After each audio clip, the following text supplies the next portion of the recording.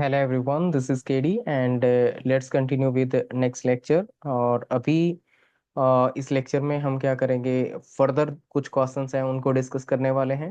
Right, operating system का हम solution कर रहे हैं और यहाँ पे कुछ क्वेश्चंस और पेंडिंग है। अभी तक तो हमने आई थिंक एक क्वेश्चन लास्ट वीडियो में डिस्कस किया था और सेकंड क्वेश्चन हाफ हमने किया था। राइट, तो कंटिन्यूशन में करते हैं। तो इससे पहले हमने डिस्कस कर लिया था प्रिमिटिव केस क्या है, उसका एग्जाम्पल क्या रहेगा एंड सो ऑन। राइट, वो हमने डिस्कस कर लिया था। अभी हम डिस्कस करेंगे non primitive case. Non primitive case में क्या होगा, पहले उसको डिफाइन करेंगे। राइट, इसका गोल क्या रहेगा वो बता देंगे, इसके क्या क्या एग्जाम्पल्स हैं, कौन से एल्गोरिदम्स यहाँ पे फॉलो करेंगे नॉन प्रिमिटिव्स, क्या इसकी एडवांटेज रहेगी, क्या इसकी डिसएडवांटेज रहेगी, ये हम डिस्कस करेंगे। ठीक है, कॉन्सेप्ट ऑलरेडी हमने कर रखे हैं, यहाँ पे जस्ट आइडिया की रिक्वायरमेंट है कि कैसे अटेम्प्ट करना है। राइट, ये सारे कॉन्सेप्ट हमने कर रखे हैं। फिर हमने क्या किया, यहाँ पे इससे रिलेटेड एग्जाम्पल दिया। एग्जाम्पल में हमने बताया कि जैसे ये कौन सा केस है हमारा, नॉन प्रिमिटिव। नॉन प्रिमिटिव में हम इसमें एग्जाम्पल दे सकते हैं, फर्स्ट कम फर्स्ट सर्व का एग्जाम्पल यहाँ पे दे सकते हैं। राइट, और उसके अलावा हम शॉर्टेस्ट जॉब फर्स्ट का एग्जाम्पल हम दे सकते हैं।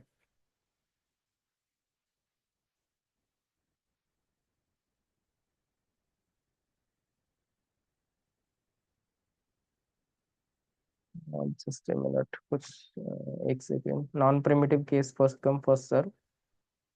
ओके, ये प्रिमिटिव केस था, इससे पहले वाला प्रिमिटिव था, ये नॉन प्रिमिटिव हो गया। हाँ, तो यहाँ पे first first come first serve है, इसका एग्जांपल हम देंगे। जेन चार्ट पर्टिकुलर प्रिपेयर करेंगे और उसमें एग्जीक्यूशन ऑफ ऑर्डर बता देंगे कि किस ऑर्डर में हम इसको एग्जीक्यूट करेंगे। ठीक है, क्या इसका इम्पैक्ट रहेगा। इम्पैक्ट में हमने बताया कि इंटरप्शन नहीं होता है जनरली इसमें। राइट, और लॉन्ग वेटिंग टाइम करना पड़ सकता है यहाँ पे, कि शॉर्टेस्ट जॉब अगर है तो वो लॉन्ग वेटिंग टाइम के बाद यहाँ पे उसको चांस मिलेगा। तो ये हो सकता है। कंपैरिजन स्टडी हम करके दिखा सकते हैं कि पर्टिकुलर ये इसके रिलेटेड क्राइटेरिया रहेंगे, ये प्रेम्पटिव है और ये नॉन प्रेम्पटिव केस रहेगा। इसमें इंटरप्शन कैसे होता है, फेयरनेस की बात बताएंगे कि फेयरनेस क्या रहेगा। कॉन्टेक्स्ट स्विचिंग के बारे में डिस्कस करेंगे, स्टारवेशन का बताएंगे। आइडियल यूज केस क्या है, इसके एग्जाम्पल बता देंगे, इसके क्या क्या एग्जाम्पल हैं, इसके क्या क्या एग्जाम्पल है। जैसे कि इंटरप्शन की बात करें तो यहाँ पे इंटरप्शन हो सकता है। प्रियम्पशन में क्या होगा, प्रियम्पटिव केस में आपका इंटरप्शन हो सकता है, बट नॉन प्रियम्पटिव में आपका एक बार मतलब क्या नहीं होगा, इंटरप्ट नहीं होगा। क्योंकि एक बार कंप्लीट प्रोसेस को ही हमें क्या करना पड़ेगा, एग्जीक्यूट कराना होगा। दूसरी प्रोसेस नहीं आ सकती उस केस में। ठीक है, उसके अलावा फेयरनेस की बात करें तो हाँ, टाइम शेयरिंग मैनर में होता है तो यहाँ पे फेयरनेस होता है, बट यहाँ पे लेस फेयरनेस यहाँ पे होता है। कॉन्टेक्स्ट स्विचिंग की ओवरहेड यहाँ पे बढ़ जाती है, क्योंकि बार बार प्रेम्प्ट करेगा तो कॉन्टेक्स्ट स्विचिंग ज्यादा करनी पड़ेगी। यहाँ पे कॉन्टेक्स्ट स्विचिंग क्या होती है, फीवर होती है, क्योंकि बार बार हमें क्या नहीं करना पड़ता, एक स्टेट से दूसरी स्टेट पे नहीं जाना होता। स्टारवेशन को लीड कर सकते हैं। राइट, दोनों केसेस में ही स्टारवेशन पॉसिबल हो सकता है। टाइम शेयरिंग मैनर में जब आपकी एप्लीकेशंस होती है तो हम क्या करते हैं, इसको फॉलो करते हैं। राइट, और बैच प्रोसेसिंग की बात आए तो हम क्या करते हैं, इसको फॉलो करते हैं। इसके एग्जांपल्स की बात करें तो राउंड रॉबिन हो गया, शॉर्टेस्ट रिमेनिंग टाइम फर्स्ट हो गया, प्रायोरिटी शेड्यूलिंग हो गया, और ये first come first serve. Even तो इस तरीके से आप क्या करते हैं, कंपैरिजन करके दिखाएंगे तो वो एक ज्यादा बेटर अप्रोच होती है कि आपने क्या किया, डिफरेंट डिफरेंट क्राइटेरियाज बताए और उसको कंपेयर करके बताया है। राइट, आधा काम तो आपकी इस स्टडी ने ही कर दिया, कंपैरिजन स्टडी ने आपका आधे से ज्यादा काम कर दिया है। राइट ना, तो आपको क्या करना चाहिए, इस तरीके से कंपैरिजन भी प्रोवाइड वहां पे करना चाहिए। बट एक चीज ध्यान रखनी है, अभी थोड़ा सा आपके एग्जाम पॉइंट ऑफ व्यू से थोड़ा सा उससे ज्यादा लेंथ में ये क्वेश्चन है। उसका रीजन ये है कि आप क्या करेंगे, इतना करेंगे तो इसको फिल्टर आउट आप कर सकते हैं, इसमें से मेन मेन पॉइंट्स जो है वो आप वहां पे मेंशन कर सकते हैं। ज्यादा पॉइंट्स इसलिए ऐड कर रखे हैं ताकि ये हो कि आपको कुछ सीखने को भी मिले, क्वेश्चन से भी आपको लर्निंग करने को मिले, कुछ चीजें एक्स्ट्रा आपको सीखने को मिले। राइट, बट उसका ये मीनिंग नहीं है कि एज इट इज आप सारी की सारी चीजें लिख देंगे। आपको ध्यान रखना पड़ेगा, लेंथ को भी ध्यान रखना पड़ेगा एंड सो ऑन, सारी चीजें कंसीडर करनी होंगी। Is it fine to all, एक बार कंफर्म कीजिए, क्लियर है सबको।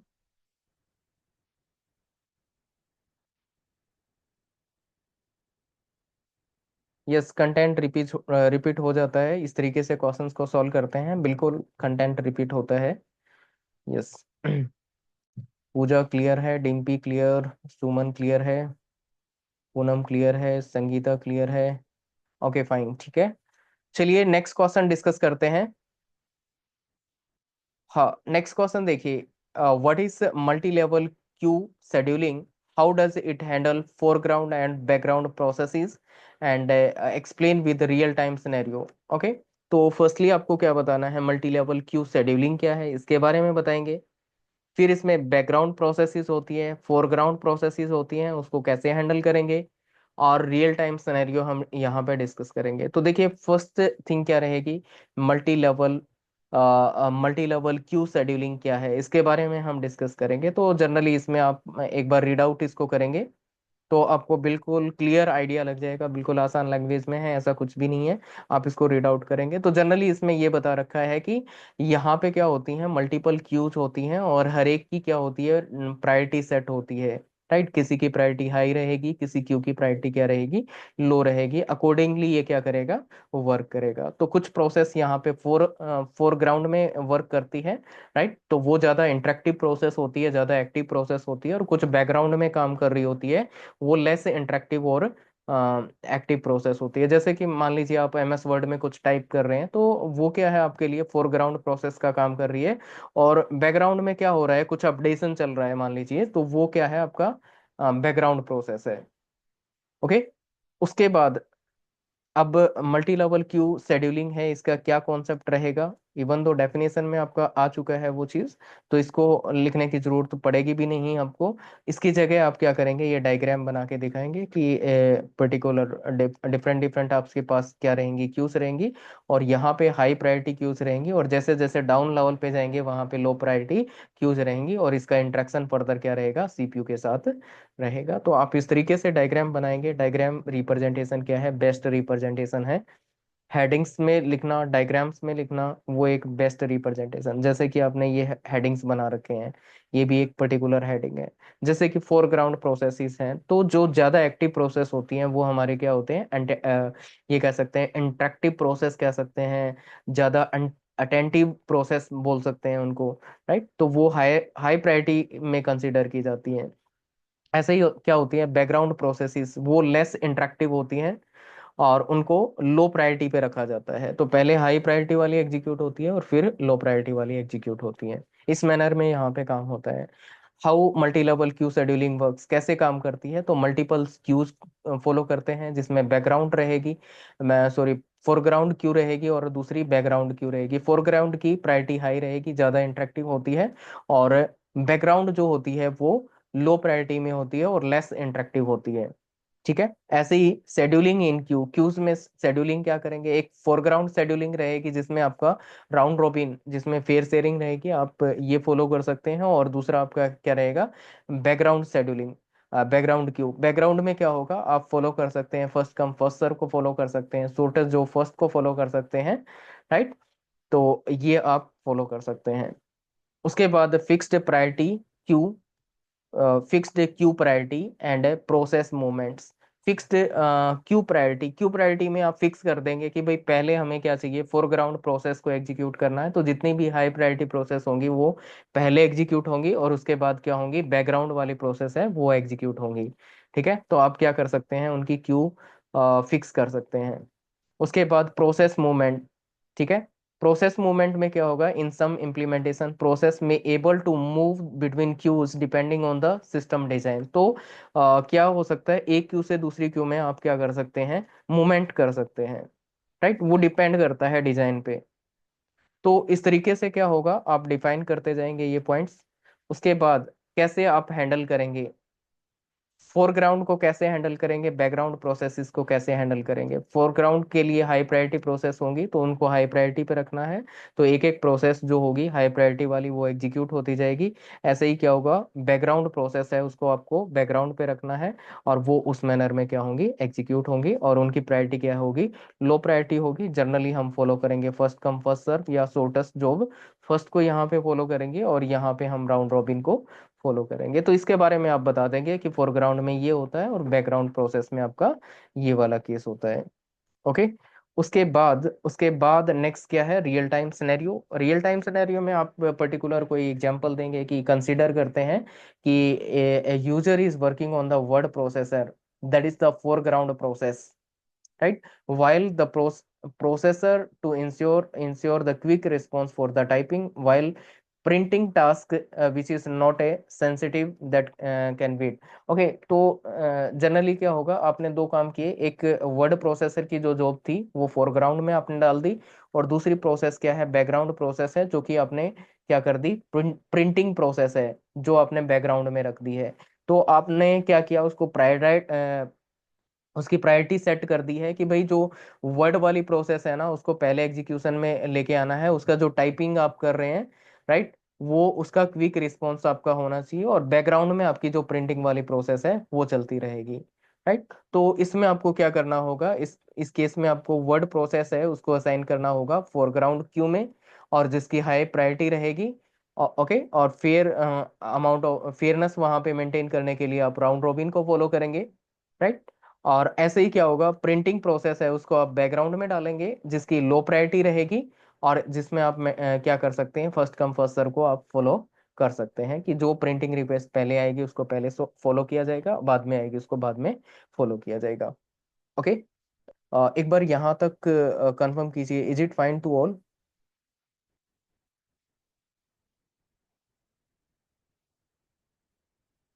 ओके, एक बार कंफर्म कीजिए।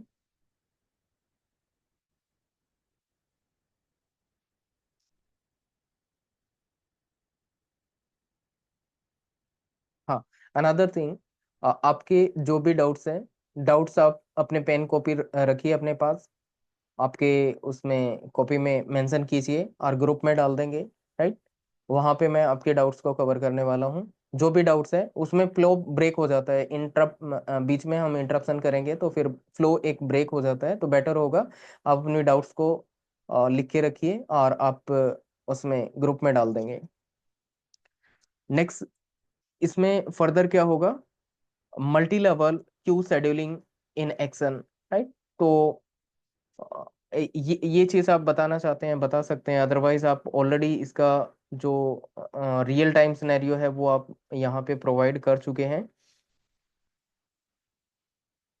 इसके एक्शंस में यही बताएंगे कि फोरग्राउंड प्रोसेसेस होंगे, उसका टास्क क्या रहेगा, उसकी प्रायोरिटी क्या रहेगी, शेड्यूलिंग एल्गोरिदम आप क्या फॉलो करेंगे, बैकग्राउंड प्रोसेस रहेगी, उसका टास्क प्रायोरिटी शेड्यूलिंग क्या रहेगी, वो सब आप डिस्कस करने वाले हैं यहाँ पे। ये यहाँ पे आपने क्या किया, एग्जाम्पल देके बता दिया कि सपोज करते हैं हमारे पास तीन प्रोसेस है, फर्स्ट क्या जो ब्रश टाइम है वो 6 मिली सेकेंड है, सेकेंड का क्या है, P2 का 4 मिली सेकेंड है।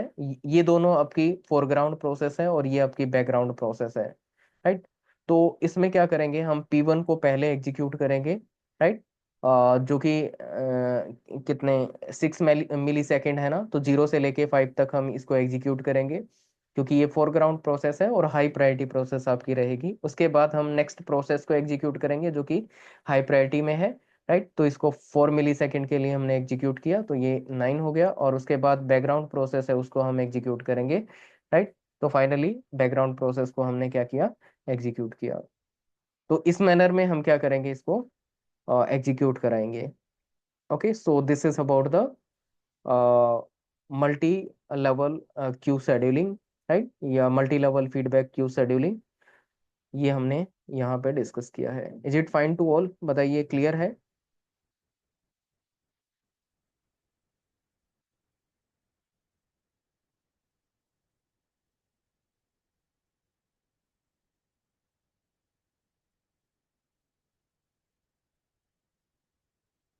Yes, is it fine to all?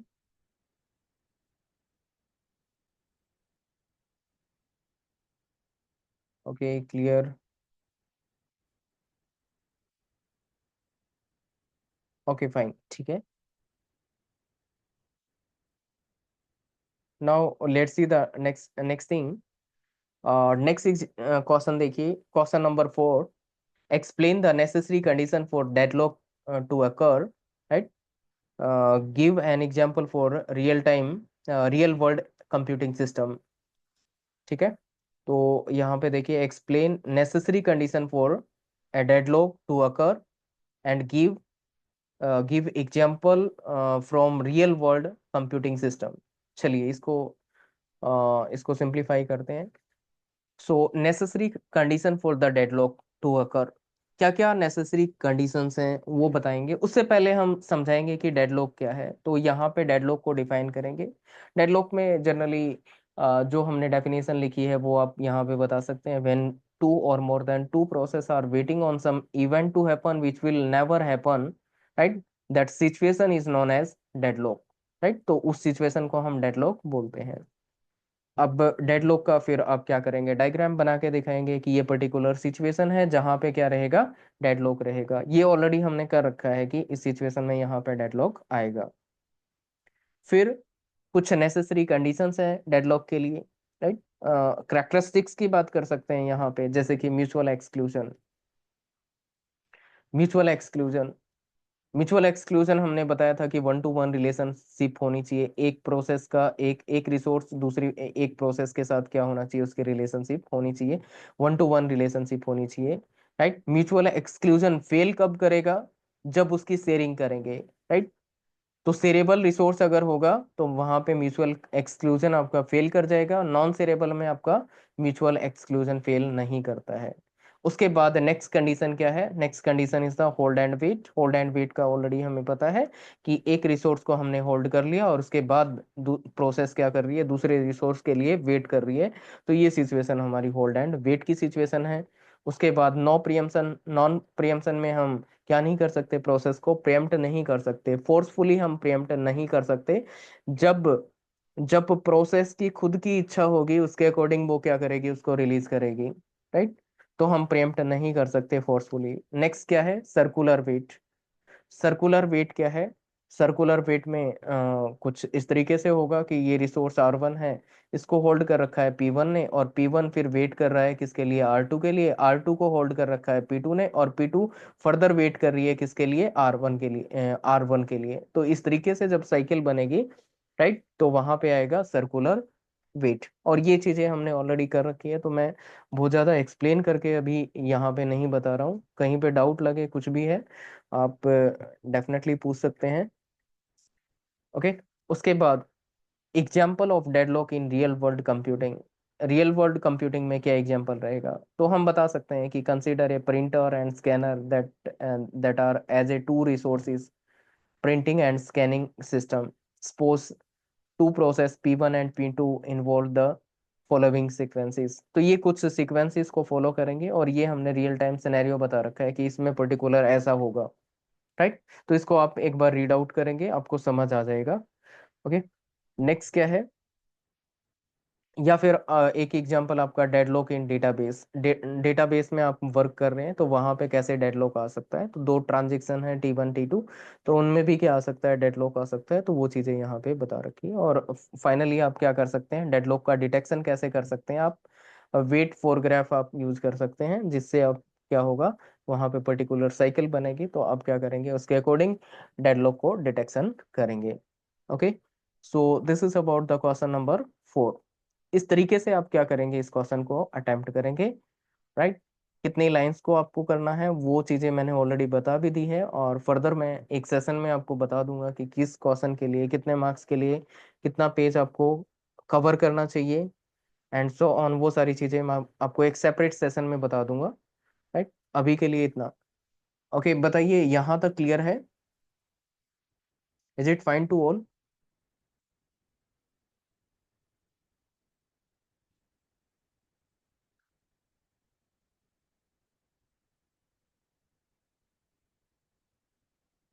Okay, Seenu, Sushma, Meena clear है। ओके फाइन, ठीक है।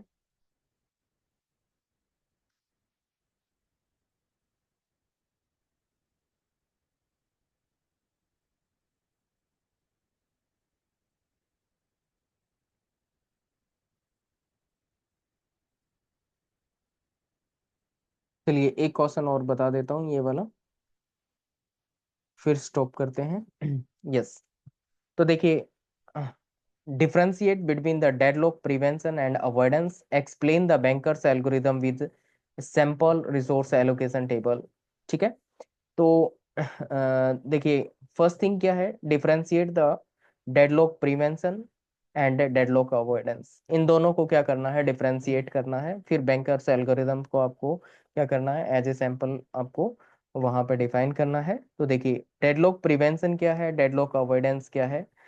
तो ये दोनों ही क्या है, दो स्ट्रेटेजीज हैं जो कि डेडलॉक को हैंडल करने के पर्पज से हम यूज करते हैं। डेडलॉक प्रिवेंशन क्या होगा, ये इसकी डेफिनेशन रहेगी। डेडलॉक प्रिवेंशन में क्या क्या क्या करते हैं, जो फोर करेक्टरिस्टिक्स हैं उनको हम क्या करते हैं, डिसेटिस्फाई करने का काम करते हैं। और ये ऑलरेडी हमने कर रखा है कि कैसे म्यूचुअल एक्सक्लूजन को डिसेटिस्फाई किया जाएगा, होल्ड एंड वेट को कैसे करेंगे, नो प्रियम्पशन को कैसे डिसेटिस्फाई करेंगे, और सर्कुलर वेट को कैसे डिसेटिस्फाई करेंगे। और फर्दर इसमें एडवांटेज डिसएडवांटेज इसकी बता रखी है। आप टाइम है तो आप कर सकते हैं, अदरवाइज स्किप भी कर सकते हैं, कोई दिक्कत नहीं है। ऐसे ही क्या करेंगे, डेडलॉक अवॉइडेंस के बारे में बताएंगे कि डेडलॉक अवॉइडेंस क्या है। राइट, तो अवॉइडेंस में जनरली हम बैंकर्स एल्गोरिदम अप्लाई करते हैं। हम बताएंगे कि सेफ स्टेट अगर है तो हम क्या करेंगे, अलाउ करेंगे प्रोसेस को, अदरवाइज हम क्या कर देंगे, अनसेफ स्टेट में डिनाई कर देंगे, उसको एग्जीक्यूट नहीं करने देंगे, एंड सो ऑन। वो सारी स्टोरी जो अवॉइडेंस से रिलेटेड है, इसमें हम क्या करते हैं, फर्दर बैंकर्स एल्गोरिदम को फॉलो करते हैं। बैंकर्स एल्गोरिदम में कैसे वर्क होता है वो सब हम बता देंगे। इसकी एडवांटेज क्या है, इसके डिसएडवांटेज क्या है, वो हम यहाँ पे डिफाइन कर देंगे। फिर बैंकर्स एल्गोरिदम के बारे में बताएंगे। बैंकर्स एल्गोरिदम ये है, और डिजेक्स्ट्रा ने इसको क्या किया था, डेवलप किया था, और बैंकिंग पर्पज से स्टार्टिंग में इसको यूज किया गया था, लाइक दैट। वो सब चीजें हम यहाँ पे बताएंगे। इसमें क्या होता है, रिक्वेस्ट की जाती है, उसके बाद सेफ्टी चेक किया जाएगा उसका, और रिसोर्स एलोकेशन वहाँ पे किया जाता है। कंपोनेंट्स क्या क्या रहेंगे, बैंकर्स के कंपोनेंट्स क्या क्या हैं, अवेलेबल रिसोर्सेज कितने हैं, मैक्सिमम कितने हैं, एलोकेट कितने हो रखे हैं, और मैक्सिमम नीड क्या रहेगी, ये हम यहाँ पे बताएंगे। तो फॉर एग्जांपल, जैसे कि ये एक एग्जांपल दे रखा है जिसमें तीन रिसोर्सेज हैं हमारे पास, A type, B type and C type. Right, three types of resources, जिसमें पांच प्रोसेस हमारे पास रहेंगी, P1 से लेके P5 तक। अवेलेबल रिसोर्सेज हमारे पास ये वाले हैं। मैक्सिमम नीड हमें फाइंड आउट करनी होगी, जो कि क्या रहेगी, नीड हमें, रिमेनिंग नीड हमें फाइंड आउट करनी है, जो कि मैक्सिमम, मैक्सिमम माइनस क्या करेंगे, करंट एलोकेशन को करेंगे, तो उससे नीड हमारी फाइंड आउट कर लेंगे। ठीक है, तो यहाँ पे एक एग्जांपल देके हमने समझाया इसको कि ये पर्टिकुलर फाइव प्रोसेसेस हैं, ये मैक्सिमम है, ये एलोकेशन है, ये अवेलेबल रिसोर्सेज है। और हमने बताया, ये ऑलरेडी हमने इस तरह का क्वेश्चन कर रखा है क्लास में, तो हमने एक सीक्वेंस बना के दिखाई कि P1 P2 P3 P4 P5, इस तरीके से हम क्या करेंगे, एग्जीक्यूशन कर सकते हैं, और मल्टीपल यहाँ पे सीक्वेंसेस आ सकती हैं। तो ये इसकी एक पर्टिकुलर सेफ सीक्वेंस है। राइट, और अगर एक पर्टिकुलर सेफ सीक्वेंस आपको मिल मिल गई है, मीन से system is in the safe state में है, तो हम क्या करेंगे, एग्जीक्यूशन के लिए अलाउ कर देंगे। राइट, तो ये हमने इसका एक एग्जांपल देके बताया है। तो फर्दर हमने यहाँ पे एल्गोरिदम में एल्गोरिदम कैसे प्रोसेस करेगा, रिक्वेस्ट करेगा, उसके बाद क्या होगा, एलोकेशन किया जाएगा, सेफ्टी चेक किया जाएगा। बहुत ज्यादा डिटेल में बताने की जरूरत नहीं है, कुछ कुछ पॉइंट्स आप बता सकते हैं यहाँ से भी। ठीक है, ओके। और लास्ट में फाइनली आप बता देंगे कि पर्टिकुलर इस तरीके से सेफ सीक्वेंस बनेगी, सेफ सीक्वेंस बनेगी। सेफ सीक्वेंस है तो सिस्टम हमारा क्या है, सेफ स्टेट में है। और अगर सेफ स्टेट में है तो हम सिस्टम को क्या करेंगे, अलाउ कर देंगे पर्टिकुलर रिसोर्सेज के लिए। अदरवाइज क्या होगा, अगर अनसेफ स्टेट में है तो उसको क्या कर दिया जाएगा, डिनाई कर दिया जाएगा। तो ये सब चीजें आपको क्या करनी होगी, इसमें मेंशन करनी होगी। And this is the end of the question number 5। Is it fine to all? बताइए, यहाँ तक सबको क्लियर है?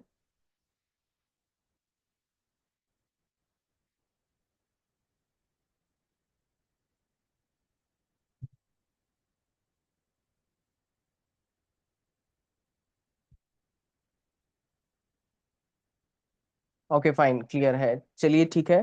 तो कुछ बेनिफिट हुआ इस वाले सेशन से, क्वेश्चन से? अब तो आई थिंक आप लोगों को एक अंदाजा लग चुका है, इस तरीके से आपको करना है। इवन दो बहुत सारे पेपर्स हमें सोल्व करने हैं, जैसे ये वाला सॉल्यूशन हमने किया है, ऐसे ऐसे बहुत सारे सॉल्यूशंस हमने करने हैं। तो डेफिनेटली आपको लास्ट मोमेंट तक क्या होगा, वो सारे आइडियाज आपको लग जाएंगे कि कैसे पेपर को अटेम्प्ट करना होगा, कहाँ पे हमें लाइंस को स्किप करना है, कौन सी चीज़ें इंपॉर्टेंट है, कौन सी यहाँ पे इम्पोर्टेंट नहीं है, किन चीज़ों को हम स्किप कर सकते हैं। वो सारी चीज़ें आपको डेफिनेटली यहाँ से समझ आ जाएंगी। Yes, clear.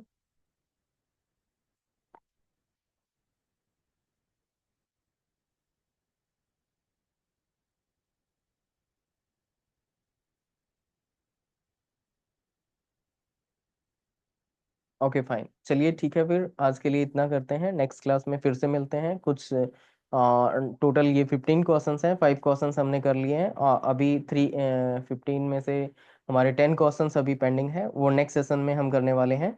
ठीक है, ओके, सो इतना करते हैं आज के लिए, नेक्स्ट लेक्चर में फिर से मिलते हैं।